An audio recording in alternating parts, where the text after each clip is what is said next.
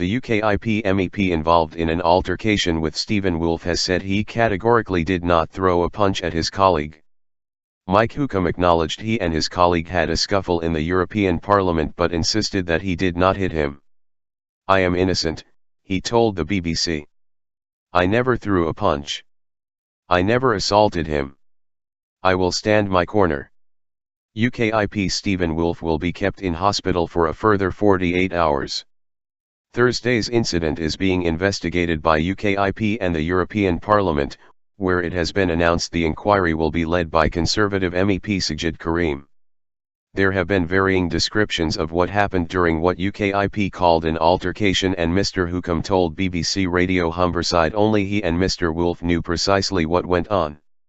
Shocked. Mr Woolfe, among the favourites to be the party's next leader, collapsed after their exchange and was taken to hospital.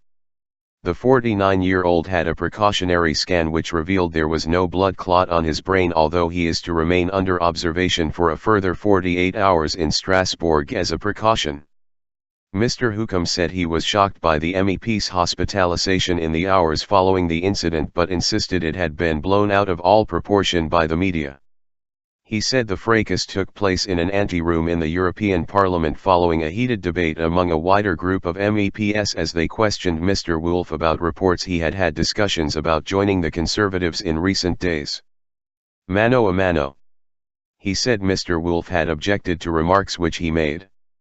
He then stood up in front of everybody and said, "If it's that, let's take it outside of the room." I think his words were "mano a mano." "When I walked in he approached me to attack me. He came at me, I defended myself. There were no punches thrown, there was no face slapping, there were no digs, there was nothing," he said. "It's what people in Hull would term handbags at dawn. A bit of a scuffle." He suggested Mr Woolfe's hospitalisation did not result from anything that he had done. "I didn't push him. He fell back into that room onto." He insisted he was not bruising for a scrap and that Mr Hookem had read his suggestion that they should deal with the matter outside totally the wrong way. Speaking outside the hospital on Friday, another UKIP MEP, Nathan Gill, insisted his colleague was in good form and there was no danger to his health even though it was at one stage touch and go. Martin Schulz, the president of the European Parliament, wished Mr Woolfe a speedy recovery but suggested the episode would have consequences for the party.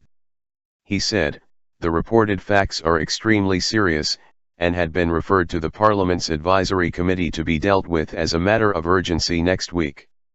It goes without saying that disrespectful and violent behaviour does not have a place in the European Parliament," he added. An MEP that was stood just inside that room. Some of the MEPs helped him up.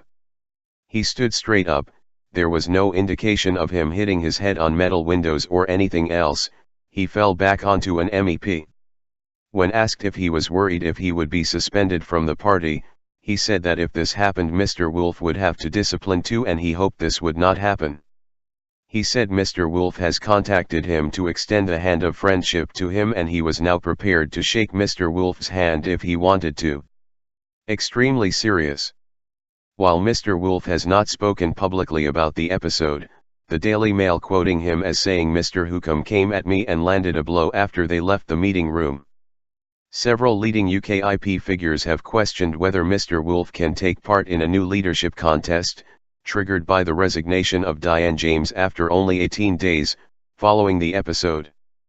But UKIP donor Aaron Banks, an influential figure in the party and ally of Nigel Farage, who is interim leader after Ms James' exit, has expressed his continued support for Mr Woolfe. "Of course he can," he tweeted, adding the public wanted real people not phony career politicians.